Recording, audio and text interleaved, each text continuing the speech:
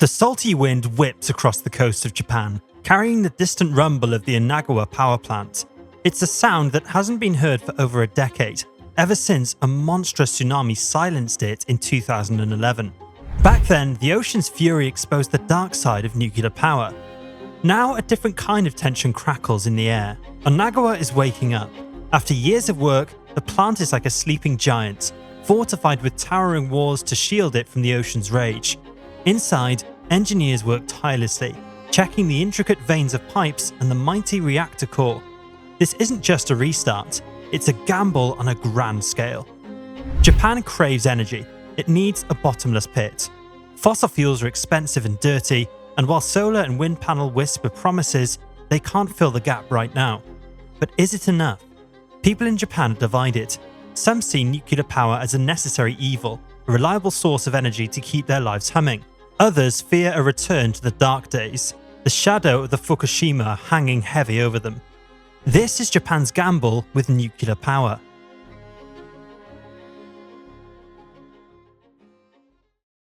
"13 years after the Fukushima Daiichi nuclear disaster in March 2011, the Japanese government continues to pursue nuclear energy despite significant challenges. Publicly, they declare support for nuclear power, as seen in their COP28 statement to triple nuclear energy by 2050.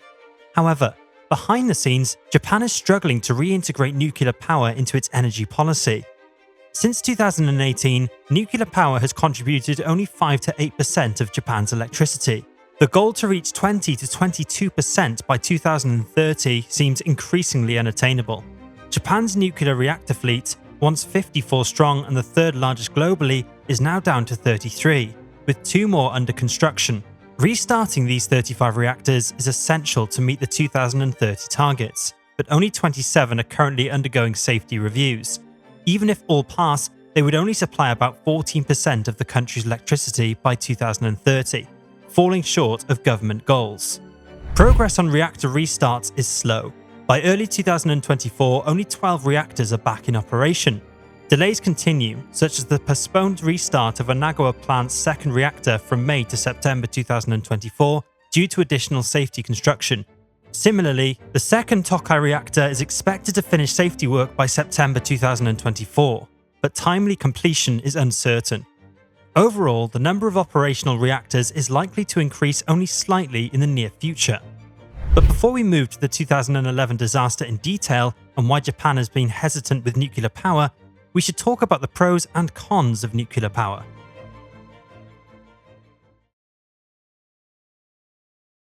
One significant advantage of nuclear energy is its ability to generate large amounts of electricity with a relatively small environmental footprint.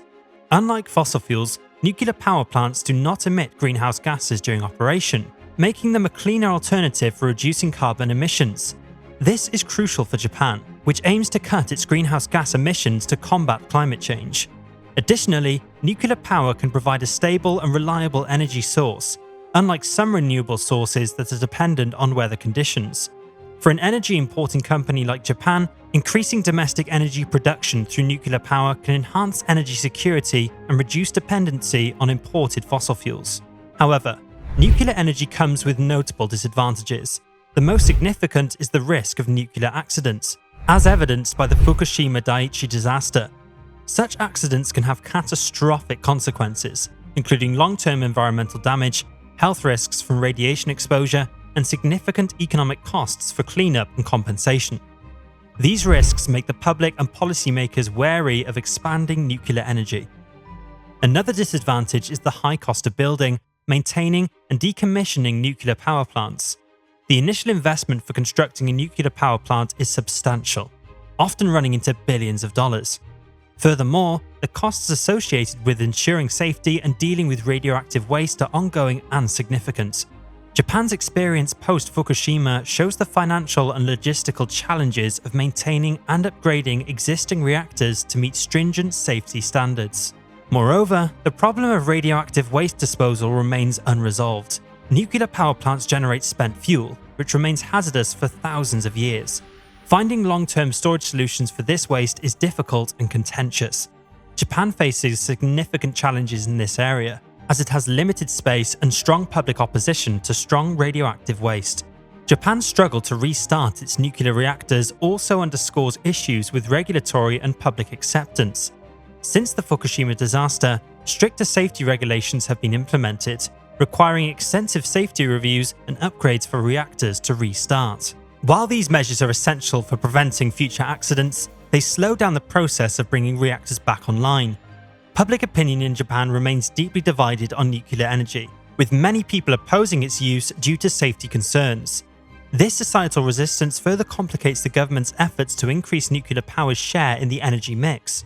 Despite these disadvantages, Japan continues to pursue nuclear energy due to its potential benefits. The country is investing in newer, safer reactor designs and international cooperation to improve nuclear safety standards. Japan is also exploring the possibility of developing small modular reactors, SMRs, which promise to be safer and more cost-effective than traditional large reactors.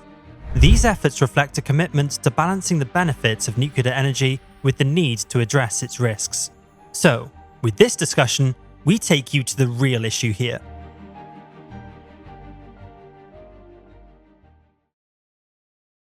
The year is 2011. A calmness settles over the eastern coast of Japan, unaware of the impending disaster brewing beneath the surface. The Fukushima Daiichi nuclear power plant, nestled along the shoreline, hums with a quiet efficiency of spitting atoms to generate electricity. Unbeknownst to everyone, a monstrous earthquake with a magnitude of 9.0 lurks just offshore, waiting to unleash its fury. The earth trembles violently for a seemingly endless 6 minutes. Buildings crumble, roads buckle, and a monstrous tsunami, a wall of water reaching over 40 meters high, surges towards the coast. The Fukushima plant, initially designed to withstand earthquakes, is no match for this unprecedented force.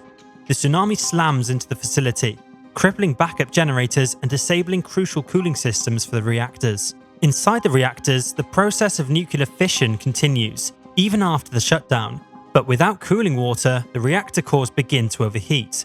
Imagine a giant kettle left on high heat with no way to release the steam. This is precisely what happened at Fukushima. The pressure builds, and in a desperate attempt to prevent a catastrophic explosion, pressure relief valves are activated, venting radioactive steam into the atmosphere. The situation quickly spirals out of control. 3 reactor cores experience partial meltdowns, spewing radioactive materials into the surrounding environment. Radioactive plumes rise into the sky, carried by the wind, contaminating vast swaths of land and reaching as far as the Pacific Ocean. Evacuations are ordered, affecting over 100,000 people living within a 30-kilometer radius of the plant. The Fukushima disaster was a stark wake-up call for the world. It highlighted the vulnerabilities of nuclear power plants in the face of natural disasters and the potential for catastrophic consequences.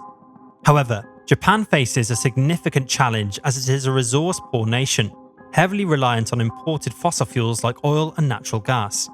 While renewable energy sources like solar and wind are being explored, they currently cannot meet the country's energy demands. This creates a dilemma for Japan, whether to return to nuclear power or continue relying on fossil fuels.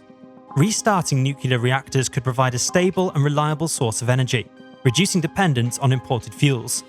However, the spectre of Fukushima looms large, raising concerns about public safety and the potential for future accidents.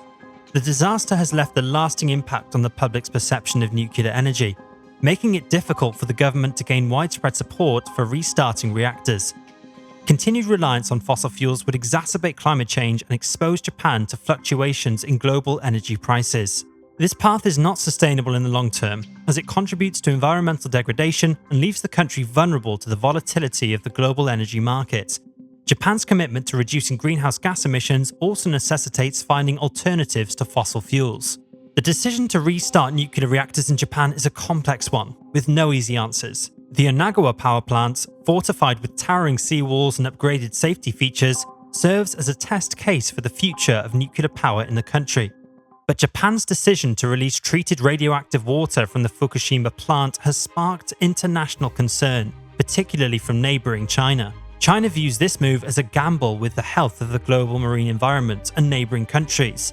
They believe the radioactive water, even after treatment, poses a threat to food safety and human health. China has strongly condemned Japan's plans, urging them to find alternative methods for disposal and offering international oversight. They've even threatened unspecified actions to protect their interests. South Korea echoes these sentiments, calling it contaminated water terror and comparing it to a second Pacific War. The International Atomic Energy Agency, while acknowledging minimal radiological impact, has stopped short of endorsing Japan's decision. They will, however, monitor the situation and release information on the discharged water. Japan defends its decision, citing limited storage capacity for the treated water and the IAEA's assessment of minimal risk. They plan to dilute the water further before releasing it gradually into the Pacific Ocean. This move, however, has some worried about the long-term consequences of radioactive contamination spreading across the vast ocean. Hong Kong, concerned about potential risks, has already banned seafood imports from affected regions in Japan. This incident highlights the complex challenges of nuclear waste disposal and the varying levels of trust between nations when it comes to environmental safety. Well, Japan is stuck between a rock and a radioactive hard place. Overflowing storage tanks hold treated water from the Fukushima disaster, and there's no easy way to get rid of it. Building more tanks is expensive and unpopular, so Japan opted for a plan that has everyone on edge, releasing the treated water into the Pacific Ocean. Here's the catch. While the International Atomic Energy Agency, AIEA, says the diluted water poses minimal risk, Japan's neighbours aren't buying it. China and South Korea fear radioactive contamination will harm marine life and contaminate the food chain, turning their seafood industry into a radioactive ghost town. So, what are Japan's options? Option 1. Taking the plunge with caution. Japan's current plan involves diluting the treated water with a massive amount of seawater before slowly releasing it into the ocean. Think of it like watering down a super spicy curry. It might still have a kick, but it's nowhere near as intense. The key here is transparency. Sharing detailed data about the treated water and its potential impact with neighbouring countries is crucial. Imagine showing your neighbours the watered down curry and explaining exactly what spices are in it. They might still be wary, but at least they know what they're dealing with. Option 2. Gaseous escape? Here's a different approach. Giant metal vats that boil the water, leaving behind concentrated radioactive bits for safer storage. Picture a giant pot simmering away, turning the water into steam and leaving the radioactive nasties behind. Sounds good, right? Well, this method is a real energy guzzler, and there's always the worry about releasing radioactive water vapor into the air. No one wants radioactive clouds hanging over their heads. Option 3. Going underground. This option involves pumping the treated water deep underground, effectively burying the problem. Think of it as hiding the radioactive leftovers in a super secure basement. But finding the perfect underground location is tricky. Geologists need to ensure the rock formation are like a locked vault, and there's always the risk of earthquakes shaking things up. No one wants a radioactive leak triggered by a tremor. Option 4. Solidify it. Imagine turning the radioactive water into a giant concrete block. That's the idea behind solidification. It sounds like a dream come true, but this technology is still under development and comes with a hefty price tag. Think of it as a fancy new gadget that's awesome, but way outside your budget. The bottom line, there's no magic solution here. Each option has its own risks and drawbacks. Releasing into the ocean might be the quickest escape, but trust and international cooperation are key. Gaseous escape and underground storage sounds good in theory, but technical challenges and potential risks linger. Solidification is the futuristic dream, but it's still on the drawing board.